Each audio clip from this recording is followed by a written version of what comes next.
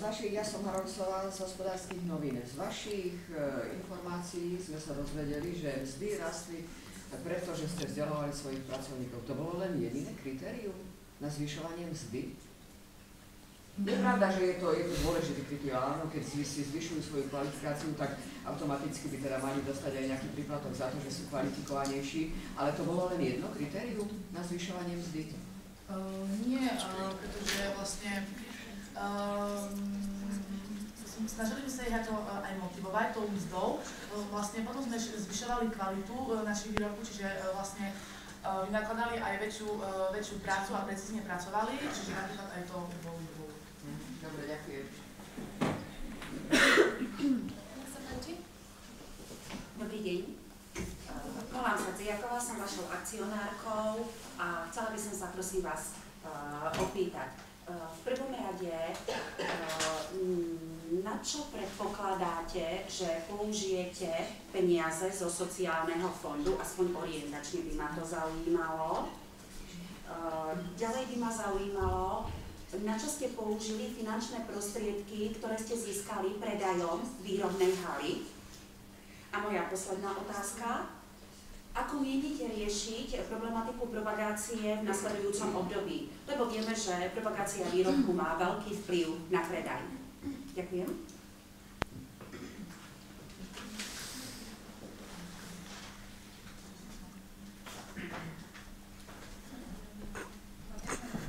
No, takže chcela by som reagovať na tú otázku, čo ste hovorili 300 000 eur vlastne do sociálneho fondu. Vlastne chceli by sme nejako podporiť vlastne zamestnancov, čiže nejaká podpora kultúry, nejaká podpora preplácanie nejakého cestovného, podpora v stravovaní a nejaké bonusy.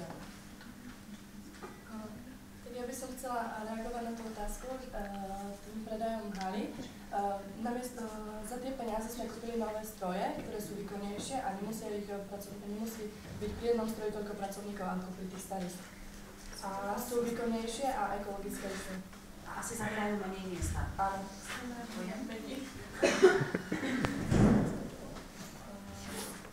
Môžem poprosiť tú tretiu otázku ešte raz? Zaujímalo ma, akým spôsobom budete riešiť propagáciu vašich výrobkov v nasledujúcom období? Takže, keďže sme už spomenuli, že sme dostali vlastne tú propagáciu, sme získali strieborné euro v Londýne, takže sa budeme snažiť, a taktiež som spomenula, že naša reklama je flexibilná, sa budeme snažiť vyhovieť každej jednej výrobe, pretože by sme chceli aj rozšíriť výrobu, taktiež sme prenikli na zahraničný trh, tak by sme chceli našu reklamu tomu aj prispôsobovať. Patrične, samozrejme, že podľa toho na našom trhu a podľa toho ako na zahraničnom trhu.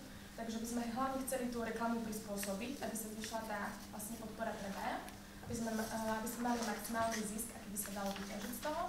No a taktiež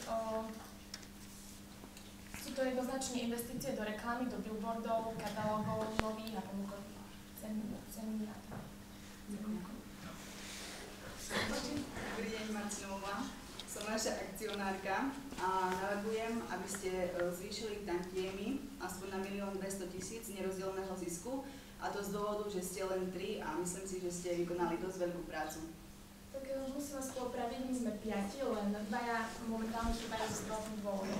Ale posledné 2 roky ste pracovali len 3 v podstate, takže si plne zaslúžite. Pripájam si ku spoluvlastničke tejto akciovej spoločnosti. Naozaj chceme oceniť vašu prácu tým, že ste počas skoro polovice tohto obdobia riadili túto firmu sami a s vynikajúcimi výsledkami. Takže naozaj z nerozdeleného zisku zobrať 300 000 a dať na tantiemy. Ďakujem. Takže môžeme pristúpiť k hlasovaniu, takže kto súhlasí s pozmeňujúcim návrhom? Kto je proti? Kto sa zdržal? No takže konštatujem, že zisk vlastne, že bude rozdelený podľa pozmeneného návrhu. A teraz by som chcela oddať slovo ešte generálnej riaditeľke. Takže v poslednom rade, teda nie v poslednom rade, som sa vám chcela poďakovať za vašu účasť a taktiež vás pozvať k slávnostnému stolu k obedu. Ďakujem za